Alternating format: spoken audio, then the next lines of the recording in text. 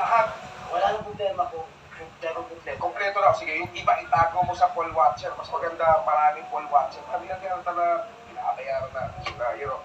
O yan na. Yan. Yan pa. Yan. Konting tulong lang naman yan. Okay ba? Ayos ba? Okay ba? Uy. May cashier. May cashier. Ha? Okay ka. Sabi nga. Huli ka kaya sa ako na tinatawag nating vote buying. Vote buying, hindi ko vote buying eh. Yan. Konting tulong lang naman ito sa mga nagtatanggol ng ating demokrasya na nagbabantay ng ating Papalusot ka pa. Alam mo, wala yung lusot. Ayon sa rule ng COMELEC, anumang anyo ng pagbilang ng boto ay mahigpit na pinagbabawal. In short, nandadaya ka na naman ngayon. Ako hindi ako nandadaya. Konting tulong nga lang sa demokrasya. Wala kayong pinagkaiba yung ginagawa ko. Sa malawakang dayaan, sa pinakamalubong eleksyon sa kasaysayan ng Pilipinas, mga kapatid. Ito, snap elections noong 1986. Parang matindi. Tol, gusto mo bang maging poll watcher? Ito, no? Hindi ka pa yun to, no? Sama mo na yung mga kamag-anak mo. Kaya namin yung ating demokrasya. Kaya sanay lumalaban sa babae.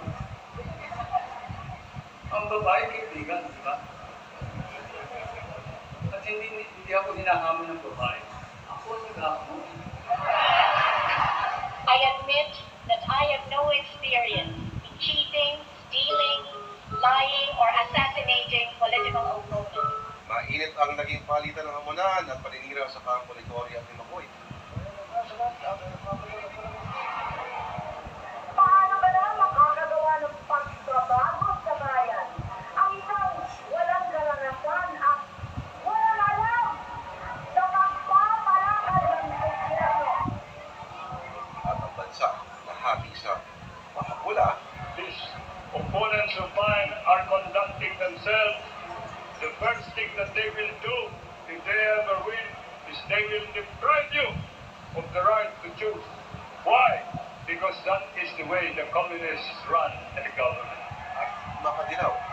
Ferdinand Marcos, isang balota ka lang. Pebrero 7, araw ng eleksyon. Bantay sarado at tinutukan ng buong bayan ang botohan.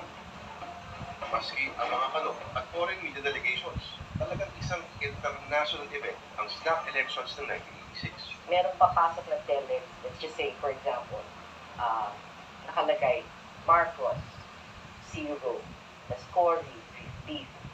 So, automatically, what you would do is enter it that way, di ba?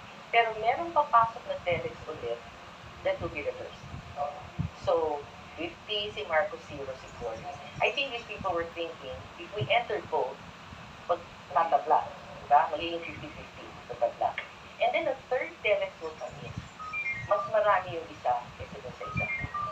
So, automatically, what we would do is put that aside. Hindi namin itatabulate yan kasi suspicious. Yun yung mga binibigay namin dun sa supposedly panel of consultants to say, what are we going to do? Diba? Ano yung ipapasok namin dyan? Kasi hindi may